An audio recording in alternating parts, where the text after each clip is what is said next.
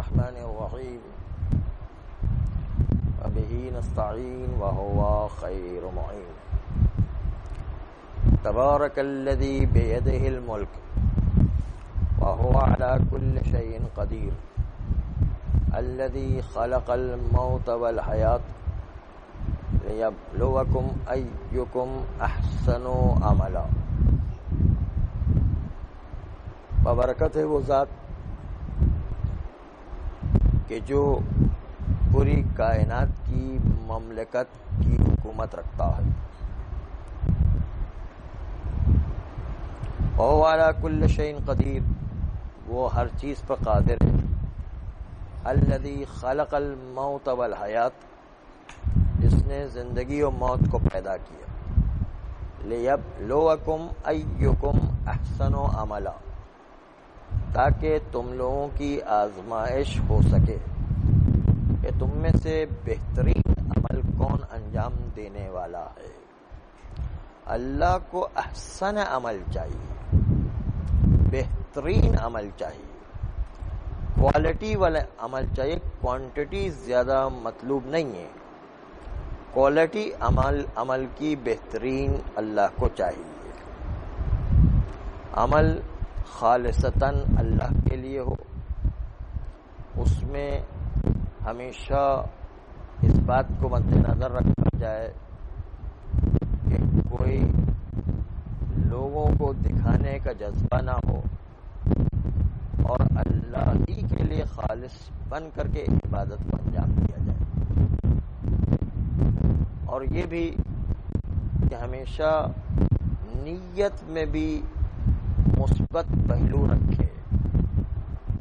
ہر انسان بلکہ ہر مخلوق کے لیے اچھا پہلو سوچے، مثبت بات سوچے، ہر ایک کے لیے اچھائی سوچے، منفی پہلو نہ سوچے. ہر ایک کے لیے اچھا سوچے، حتی دشمن کے لیے بھی اچھا سوچے کہ اللہ اس کو بھی ہدایت دے. چنانچہ کبھی منفی پہلو سوچ کر کا کام نہیں کرنا ہے، بلکہ ہمیشہ مثبت پہلو اپنے ذہن میں رہے. نیت اچھی ہو کہ ہر مسلمان کے بارے میں اچھا سوچے، ہر مومن کے بارے میں اچھا سوچے اور ان کو کوئی نہ کوئی فائدہ پہنچانے کی کوشش کرے. فائدہ نہ پہنچا سکے تو کم سے کم اس کو نقصان نہ پہنچائے. اس لیے کہ اچھی اچھی نیتوں سے بھی بڑا فرق پڑ جایا کرتا ہے. ایک دن پیغمبر اسلام صلی اللہ علیہ وآلہ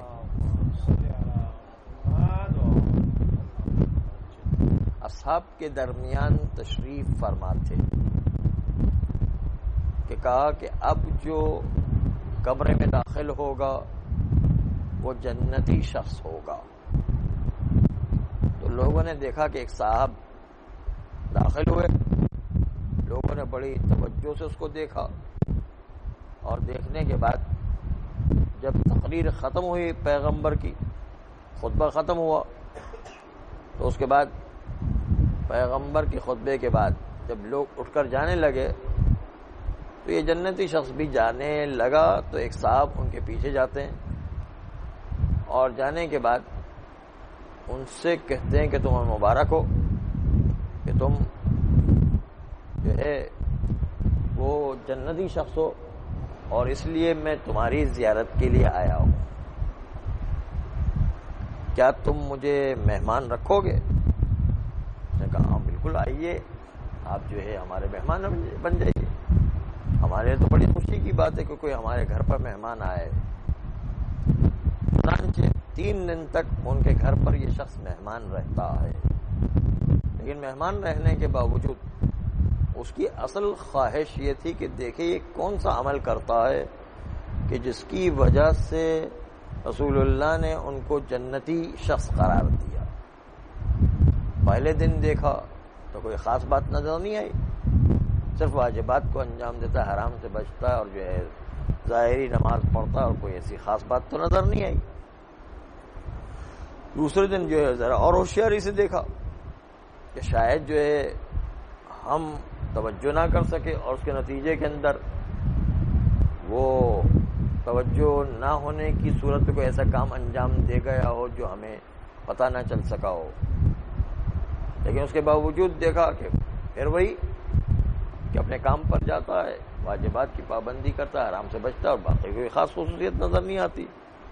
ہم تو سمجھ رہے تھے کہ پتہ نہیں راتوں کو کھڑے ہو کر کے عبادتیں انجام دے رہا ہوگا، لیکن وہ کچھ بھی نہیں کرتا ہے، ظاہری طور پر جیسا عام انسانوں کا عمل ہوتا ہے اسی طریقے سے انجام دیتا۔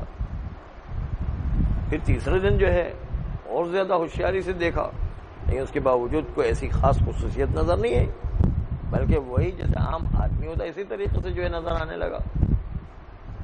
تو تیسرے دن اس نے خود نے آگے بڑھ کر کے کہا کہ بھائی میں تمہارے پاس مہمان بننے کے لیے نہیں آیا ہوں، میں صرف اس لیے تمہارا مہمان بنا ہوں کہ میں دیکھوں کہ تم کون سا وہ کام انجام دیتے ہو جس کی وجہ سے تمہیں پیغمبر نے دنیا ہی میں جنت کی بشارت دے دی، وہ کون سا عمل تمہارا ہے وہ دیکھنا چاہتا ہوں۔ لیکن میں حیران ہوں کہ تم تو بالکل عام آدمیوں کی طرح کام پر جاتے ہو، خالی نماز پڑھتے ہوئے دیکھتے ہیں اور ظاہری واجبات کی پابندی کرتے ہو، اور کوئی جو ہے راتوں کو، میں تو سمجھ رہا راتوں کو کھڑے ہو کر کے عبادتیں کرتے ہوں گے، بہت عبادتوں میں مصروف رہتے ہوں، لیکن کوئی خاص عبادت تو نظر نہیں آتی۔ کہا آخر اس کا سبب کیا کہ تمہیں پیغمبر نے جو جنتی انسان قرار دیا؟ کہا وہ تو مجھے بھی نہیں پتا، لیکن شاید یہ ہو کہ میری نیت ہر انسان کے بارے میں بہت اچھی ہے، اور وہ یہ کہ میں کسی انسان کی برائی کبھی نہیں سوچتا ہوں، ہمیشہ اس کی اچھائی سوچتا ہوں، ہمیشہ اس کو فائدہ پہنچانے کی بات سوچتا ہوں، حتیٰ دشمن بھی ہے تو پھر بھی اس کو جو ہے فائدہ پہنچانے کی، اس معنی میں کہ اس کی ہدایت ہو جائے اس کی کوشش کرتا ہوں۔ اس لیے چونکہ میں نیت بہت اچھی رکھتا ہوں اور ہر ایک کے بارے میں اچھا سوچتا ہوں، ہر ایک کے فائدے کی بات سوچتا ہوں، اس لیے شاید رسول اللہ نے دنیا ہی میں میرے لیے جنت کی بشارت دے دی ہو۔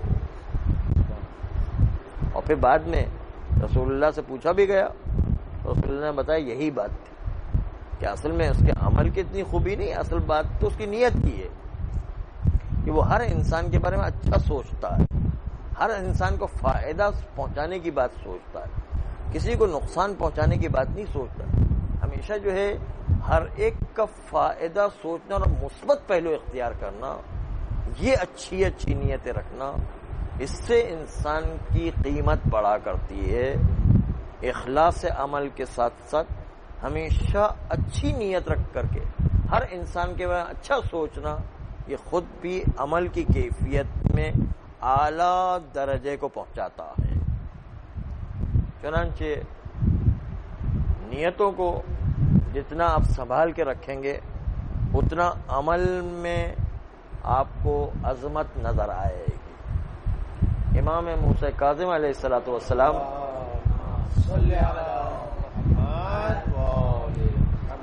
ارشاد فرماتے ہیں کہ الوصول بالقلوب ابلغ من اتعاب الجوارح بالاعمال، دلوں کی پاکیزگی کے ذریعے سے اللہ کا قرب حاصل کرنا آسان تر اور نزدیک تر ہے اس کی نسبت کہ انسان جسموں کو تھکا تھکا کے اللہ کی بارگاہ میں پہنچے۔ عبادتوں کے ذریعے سے جسم جو تھک جاتا ہے، اس عبادتوں میں مشغول کر کے انسان اپنے جسم کو تھکا تھکا کے بھی اللہ کی بارگاہ میں پہنچتا ہے، لیکن اس سے بہتر یہ کہ انسان اپنے دل کی طرف توجہ، دل کے اندر جتنی پاکیزگی ہوگی، جتنی نورانیت ہوگی، جتنا لوگوں کے بارے میں اچھا سوچیں گے، کبھی برائی کا تصور اپنے اندر ذہن میں نہیں لائیں گے، ہمیشہ اچھی اچھی باتیں، مثبت پہلو سوچیں گے، ہر ایک کو فائدہ پہنچانے کی کوشش کریں گے، تو اس کا نتیجہ ہوگا کہ عمل کی قیمت میں اضافہ ہوگا، عمل جو ہے اعلیٰ طریقے کا ہو جائے گا اور اللہ کی بارگاہ میں قبول مانا جائے گا۔ اس لیے اصل مومن کی ذمہ داری اپنے دل کی پاکیزگی کی طرف توجہ دے۔ دل کے تابع تمام اعضاء و جوارح ہوا کرتے ہیں، اعضاء و جوارح کی اتنی اہمیت ہے، دل کی پاکیزگی کی زیادہ اہمیت ہے۔ لیے اس پر توجہ کرنا بہت ہے. اور یہی کہا گیا کہ احسن عمل اللہ کو چاہیے, کوالٹی عمل کی چاہیے, کوانٹٹی زیادہ مہم نہیں ہے, مقدار زیادہ مہم نہیں ہے. اصل اس کو کتنا بہتر سے بہتر اور کتنا معرفت کے ساتھ, کتنا خلوص کے ساتھ, کتنا لوگوں کو دکھائے بغیر, کتنا اس میں علم میں ڈوب کر کے کام انجام دیتا ہے, کتنا لوگوں کے لیے اچھا سوچ کر کے کام انجام دیتا ہے. تو ان نیتوں کی پاکیزگی اور نورانیت کے سے عمل کے اندر بالغی پیدا ہوا کرتی ہے. سے اللہ کو احسن عمل چاہیے, زیادہ عمل زیادہ مطلوب نہیں ہے. چنانچہ پیغمبر صلوات اللہ علیہ کی حدیث ہے, راوی نے آ کے سوال کیا, یا رسول اللہ من اکیس الناس, یا رسول اللہ یہ بتائیے کہ عقل مند ترین انسان کون ہے؟ پیغمبر نے جواب دیا, اکیس الناس من کان اکثر ذاکرا لموتہ واستعدادا لہ. عقل مند ترین انسان پیغمبر کی نگاہ میں وہ نہیں ہے جو سب سے زیادہ پیسے رکھتا ہو.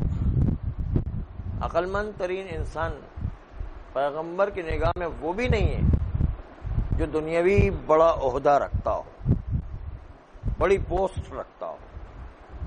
عقل مند ترین انسان وہ بھی نہیں ہے جو دنیا کے لحاظ سے بڑا شہرت یافتہ ہو. عقل مند ترین انسان وہ بھی نہیں ہے جو انسان اپنے پاس افرادی طاقت رکھتا ہو, بلکہ پیغمبر نے ارشاد فرمایا, اکیس الناس من کان اکثر ذاکرا لموتہ. عقل مند ترین انسان وہ ہے جو سب سے زیادہ اپنی موت کو یاد رکھنے والا, مستعدادا لہ, اور موت کو یاد کرنے کے ساتھ ساتھ وہ اپنی موت کی اتنی ہی زیادہ تیاری بھی کر رہا ہے جو اپنی موت کی جتنی تیاری کر رہا, وہ پیغمبر کی نگاہ میں اتنا ہی زیادہ عقل مند انسان ہے. اور جتنا موت کی طرف سے غفلت کر رہا ہے وہ اتنا ہی پیغمبر کی نگاہ میں بے وقوف و احمق انسان ہے. اس لیے کہ موت سے کوئی فرار نہیں کر سکتا, ہر ایک کو موت کا مزہ چکھنا ہے. کل نفس ذائقۃ الموت, ہر ایک کو جو موت کا جو ہے مزہ چکھنا ہے. جو علامہ اقبال کا شعر بھی ہے, جب مرسل اعظم نہ رہے کون رہے گا. جب پیغمبر اسلام جیسی شخصیت جو ہے دنیا میں نہ رہی تو باقی کون انسان اتنی اہمیت رکھتا ہے کہ اس کو موت نہ آئے. موت تو سب کو آنا ہے. اس لیے جو موت کی تیاری کرے گا اور آخرت کی تیاری کرے گا وہی عقل مند ترین انسان ہے. اور جو جتنی غفلت کرتا ہے شیطان کے ہتھ کنڈے میں آ جاتا ہے, شیطان کی غفلتوں کے اندر آ جاتا ہے, اس کے نتیجے میں وہ اتنا شیطان کے ہاتھوں بے وقوف بن رہا ہے, اور بے وقوف بن کر کے غلط سلط کام دنیا میں انجام دیتا ہے, معصیتیں انجام دیتا ہے, گناہ انجام دیتا ہے, اور اس کے نتیجے میں خود اپنی روح کو گندا کرتا ہے. روز قیامت کوئی چھوٹے موٹے عذاب نہیں, وہ سخت پکڑ ہے یعنی, اور اس کے نتیجے میں اپنے آپ کو خامخواہ میں جو ہے وہ برائیوں میں مبتلا کر رہا ہے, جبکہ اس کا وظیفہ و ذمہ داری یہ تھی کہ آخرت کی تیاری کرے. اور اس سلسلے میں ہمارے ایک مرجع آیت اللہ العظمی آج سید محسن الحکیم طباطبائی جو عراق کے اندر ہمارے نائب امام رہ چکے ہیں, خدا ان پر رحمت کرے. ان کے پاس کسی نے آ کر کے کہا, آغا آپ ہمیں نصیحت فرمائیں. آغا حکیم طباطبائی نے کہا کہ میں نصیحت نہیں کرتا ہوں, صرف ایک واقعہ سناتا ہوں, اسی پر غور کرو, اسی میں سارا پیغام موجود ہے. اور یہ کہہ کر آغا محسن الحکیم طباطبائی نے ایک واقعہ بیان کرنا شروع کیا اور کہا کہ ایک شخص کہ جس کا سفر جنگل سے ہو کر کے گزرے گا, چنانچہ وہ جیسے ہی جنگل میں داخل ہوتا ہے اس کے پیچھے ایک پاگل ہاتھی لگ جاتا ہے، اور پاگل ہاتھی جب اس کے پیچھے لگتا ہے تو وہ اپنی جان بچانے کے لیے بھاگتا ہے، لیکن جیسے ہی بھاگتا ہے پاگل ہاتھی بھی اس کے پیچھے پیچھے لگا ہوا ہے، یہ آگے آگے پاگل ہاتھی پیچھے پیچھے، یہ آگے آگے پاگل ہاتھی پیچھے پیچھے، یہاں تک کہ بھاگتے بھاگتے اس کی سانس پھول گئی، زبان لٹک گئی، اور جو ہے اتنا قریب ہوا ہاتھی آ گیا کہ ایسا لگتا تھا کہ ابھی تھوڑی دیر میں وہ اس آدمی کو دبوچ لے گا۔ لیکن اس نے دور سے ایک کنواں دیکھا، جس کنویں کے درمیان سے ایک درخت نکلا ہوا تھا۔ اس نے اب بھاگتے بھاگتے اپنی ساری طاقت کو جمع کیا، اور جمع کرنے کے بعد اس کنویں کی طرف بھاگنا شروع کر دیا۔ بھاگتے بھاگتے کنویں کے قریب پہنچ کر اتنی زور سے چھلانگ ماری کہ وہ درخت کے اوپر چلا گیا، چھلانگ مار کر درخت کے اوپر چلا گیا اور درخت کے اوپر سوار ہو گیا۔ لیکن چند لمحے درخت پر سوار رہ کر اپنی سانسیں اتار رہا تھا، چند لمحے درخت پر آ کر اپنی سانسیں اتار رہا تھا کہ اسی سانس اتارنے کے دوران تھوڑی دیر کے بعد جب اس کی نگاہ درخت کے جڑوں کی طرف اور کنویں کی تہ کی طرف گئی تو ایک مرتبہ وہ دیکھ کر حیران ہو گیا کہ وہاں پر تو سانپ، بچھو، مختلف قسم کے زہریلے جانور ہیں۔ اب یہ حیران تھا کہ باہر جائے تو ہاتھی دبوچ لے گا، اور اگر نیچے اترے تو سانپ و بچھو کا کھاجا بن جائے گا۔ اور اسی اثنا میں اس نے دیکھا کہ دو کالے سفید رنگ کے چوہے کہ جو اس درخت کے تنے کو مسلسل کاٹے چلے جا رہے ہیں، ایک سفید رنگ کا چوہا، دوسرا کالے رنگ کا چوہا۔ دونوں چوہے درخت کے تنے کو کاٹتے چلے جا رہے ہیں، اور اس کے نتیجے میں یہ درخت بھی تھوڑی دیر کے بعد گر جائے گا۔ ایسے عالم میں کہ جب یہ چاروں طرف سے موت میں گھیرا ہوا، ایک مرتبہ اس کی نگاہ اس درخت کے اوپری حصے کی طرف جاتی ہے، اور وہاں پر وہ ایک شہد کا چھتا دیکھتا ہے۔ شہد کے چھتے کو دیکھ کر شہد نکال نکال کر کھانا شروع کر دیتا، جبکہ وہ شہد بھی اس کو اتنی آسانی سے میسر نہیں ہوتا، بلکہ شہد کی مکھیاں آ کر کے اس کے سارے جسم کو چھلنی کر دیتی، سارے جسم کو زخمی کر دیتی۔ جب واقعہ یہاں تک پہنچا تو آنے والے نے کہا، آغا کون بے وقوف و پاگل انسان ہے جو چاروں طرف سے موت میں گھرا ہوا، ایک طرف سے پاگل ہاتھی دبوچنے کے لیے تیار ہے، دوسری طرف سے سانپ بچھو کا کھاجا بننے والا ہے، اور تیسری طرف سے جس درخت پر بیٹھا ہوا اس کو بھی کالے سفید رنگ کے چوہے اس کو کتر کے کاٹ کے ختم کر دیں گے، چاروں طرف موت میں گھیرا ہوا ہے۔ اس کے باوجود وہ کون بے وقوف و پاگل انسان ہے جو شہد کے چھتے میں ہاتھ ڈال کے شہد نکال کے کھانا شروع کرے گا؟ حکیم نے کہا کہ یہ در حقیقت ہر انسان کی حالت ہے، اس لیے کہ جیسے ہی وہ پیدا ہونے کے بعد دنیا کے جنگل میں وارد ہوتا، اور دنیا کے جنگل میں جیسے ہی داخل ہوتا اس کے پیچھے پاگل ہاتھی لگ جاتا ہے، یعنی ملک الموت لگ جاتا ہے۔ وہ اس کے پیچھے اس طرح پڑا ہوا کہ چاہتا ہے کسی طریقے سے اس کی روح کو قبض کر لے، یہ اسے فرار کرتا ہے اور بھاگنے کی کوشش کرتا ہے، اور جا کر کنویں کے درمیان نکلا ہوا درخت ہے اس پہ جا کے چھلانگ لگا دیتا ہے۔ وہ درخت جس پر بیٹھ کر وہ چند لمحے سانس اتارا کرتا ہے، وہ درخت در حقیقت اس کی عمر کا درخت ہے، جہاں پر وہ بیٹھ کر چند لمحے صرف سانس اتارنے کا کام کرتا ہے۔ صرف انسان کو اتنی ہی مہلت دنیا میں دی گئی ہے کہ اس کی عمر سانس اتارنے کے برابر ہے اور وہ اپنی سانس اتارا کرتا ہے، اور اس دوران وہ نیچے درختوں کی جڑوں کی طرف اور کنویں کی تہہ کی طرف دیکھتا ہے تو سانپ اور بچھو اور مختلف قسم کے زہریلے جانور ہیں۔ وہ در حقیقت انسان کی قبر کی منزل ہے کہ جہاں پر ہر انسان کو جانا ہے، کوئی موت سے فرار نہیں کر سکتا ہے۔ کل نفس ذائقۃ الموت، ہر ایک کو موت کا مزہ چکھنا ہے۔ اور اسی دوران وہ چند لمحے سانس اتارنے کے بعد دیکھتا ہے کہ دو کالے سفید رنگ کے چوہے ہیں جو اس درخت کے تنے کو مسلسل کاٹے چلے جا رہے ہیں، اور کچھ ہی مدت کے بعد وہ درخت گر جائے گا۔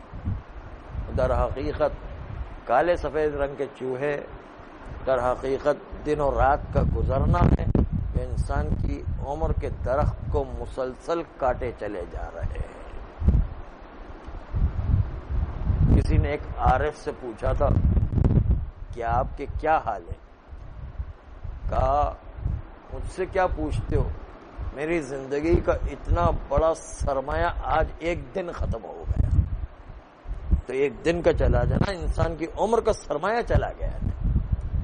تو یہ کوئی آسان بات نہیں کہ انسان ایک دن گزار لیتا ہے، یعنی اپنی عمر کا ایک سرمایہ چلا گیا ہے۔ اس لیے جو ہے دن و رات کا گزرنا یہ انسان کی عمر کے درخت کو مسلسل کاٹے چلا جا رہا ہے۔ ایسے عالم میں جب چاروں طرف سے موت میں گھیرا ہوا ہے تو انسان کو موت کی تیاری کرنا چاہیے، موت سے نکلنے کا کوئی راستہ تلاش کرنا ہے، کسی نہ کسی طریقے سے جو ہے وہاں اس موت کے سارے سما سے نکل کر کے اپنے نجات کا کوئی راستہ تلاش کرنا چاہیے۔ اس کے بجائے شیطان کے غفلت اور شیطان کو بہکانے کے نتیجے انسان ایک شہد کے چھتے میں ہاتھ ڈال کے شہد نکال کر کے کھانا شروع کر دیتا۔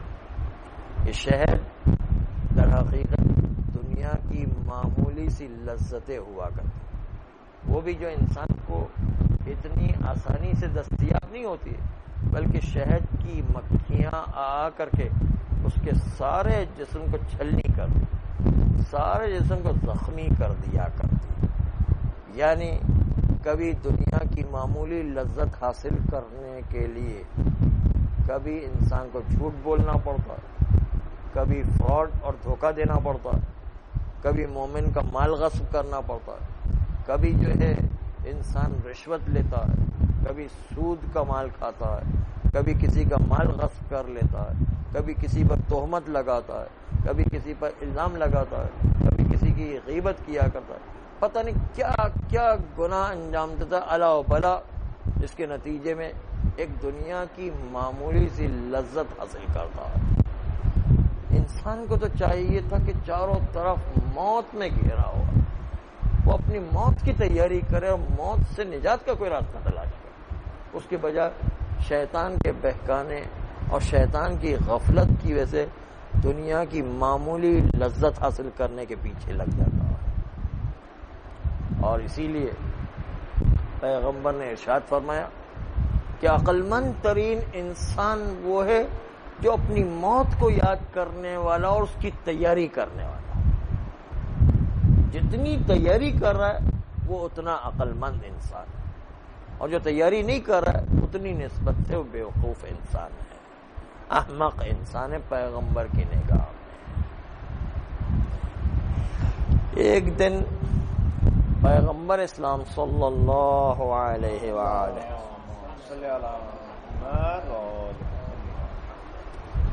کہا اے میرے صحابیوں، روز تو تم مجھ سے سوال کرتے ہو، آج میں تم سے سوال کرنا چاہتا ہوں۔ آپ نے کہا یا رسول اللہ آپ کے سوال کا ہم کہاں جواب دے سکتے؟ کہ نہیں بس پھر بھی میں آپ لوگوں سے سوال کرنا چاہتا ہوں کہ بتاؤ وہ تین دوست کون تھے؟ ایک دوست وہ کہ جس کے پیچھے آپ اپنی، ایک دوست وہ کہ جس کے پیچھے انسان اس سے اتنی محبت کرتا ہے کہ اس کے پیچھے انسان اپنی جوانی کو نچھاور کرتا، اپنے سارے وقت کو اسے پیچھے خرچ کرتا، اس کے لیے اپنی اپنے خون جگر کو پلاتا، اپنا سارا ٹائم اس پر لگاتا، اپنی ساری توجہ اس پر دیتا، اپنے سارے جو احکامات اس پر جاری کرتا، اور اس کے بعد وہ ساری توجہ اس کے دینے کے باوجود اتنا پکا دوست کہ جس کی طرف ہر وقت توجہ رہتی ہے. لیکن جب ملک الموت آ جاتا ہے، اور جو جتنا زیادہ پکا دوست ہوتا ہے، جتنی بڑی مصیبت آتی تو اس کے پاس رجوع کیا جاتا ہے. چنانچہ ملک الموت آ جاتا ہے، اور ملک الموت جو ہے اس کو موت کا پیغام دیتا ہے. تو بڑی مصیبت ہے. وہ جاتا ہے اپنے اس پہلے دوست کے پاس، اور اس پہلے دوست کو دروازہ کھٹکھٹانے کے بعد بلاتا ہے. وہ نکل کر کے آتا ہے. کہا تمہاری کی کیا حالت ہے؟ تمہارے بال بکھرے ہوئے، پریشان نظر آ رہے ہو. کہاں کیا کروں، ملک الموت آ گیا ہے اور میری روح قبض کرنا چاہتا ہے. تو بتاؤ تم میری آج کیا مدد کرو گے؟ تو وہ اتنا بے وفا دوست تھا، اس نے اپنے دروازے کو فوراً بند کر لیا اور دھکے دے کے باہر نکال دیا. کہا جاؤ، ملک الموت آ گیا تو اب تمہارا اور ہمارا جو ہے کوئی واسطہ نہیں. ھذا فراق بینی و بینک، یہ ہمارے اور تمہارے درمیان جدائی ہے. جس دوست کے اوپر پوری زندگی جان نشاور کی، جس کے اوپر خون جگر پلایا، ہر وقت اس کو ٹائم دیا، ہر وقت توجہ دی، لیکن آج عین موقع پر اس نے جو ہے دروازہ بند کر لیا اور جو ہے ایک دم بے وفائی کا اظہار کیا. دوسرا دوست جو دوسرے نمبر کا تھا، اس کے پاس جاتے اور اس کے پاس جو ہے دروازہ کھٹکھٹائے. اس کے اوپر بھی جان نچھاور کی، اس سے بھی بڑی چاہت رکھی، اس کو بھی بڑا دوست بنایا، اس کے پیچھے بھی بہت جوانی کو قربان کیا، خون جگر پلایا، ہر وقت توجہ دی، ہر وقت اس کے احکام جاری کرتے رہے، اور ہر وقت اس کی توجہ اور اس کے تمام کاموں میں ہم اس کے سہیم رہے، اور اس کے جو ہے ہر وقت جو ہے مدد کرتے رہے. لیکن آج جو ہے دوسرے دوست کے پاس پہنچتے، دروازہ کھٹکھٹاتے، وہ بھی نکل کر کے آتا ہے. کہتا بھائی تمہاری یہ کیا حالت ہے؟ بال بکھرے ہوئے، اتنا پریشان ہو، اتنے جو ہے کیوں پریشان نظر آ رہے ہو؟ کہا کیا کروں، ملک الموت آ گیا، اسے موت کی خبر دیے، میں تمہارے پاس آیا ہوں، اور جو ہے تم مجھے اس وقت کیا سہارا دے سکتے ہو؟ اس نے کہا ہاں میں تمہاری مدد کروں گا. تمہیں جو ہے کفن، غسل جنازہ، غسل میت، غسل دینا، نماز پڑھنا، اور جو ہے عنود دینا، اور پھر اس کے بعد اٹھا کر کے قبرستان میں لے جا کے دفن کرنے کا کام انجام دوں گا. کہا اس کے بعد دفن کرنے کے بعد؟ کہا اس کے بعد جو ہے میں تمہاری کوئی مدد نہیں کر سکتا ہوں. کہا یہ کام تو جو ہے اسے غیر بھی انجام دے سکتے، تمہارا کون سا کمال ہے؟ اٹھا کر یہ دفن کر کے لے کر کے آ جا، یہ تو دوسرے بھی انجام دیتے. تم جو ہے کون سے مددگار ثابت ہو؟ تم کون سا کام کیا ہے؟ کہا بس ہم اتنی مدد کر سکتے، اس سے زیادہ مدد نہیں کر سکتے.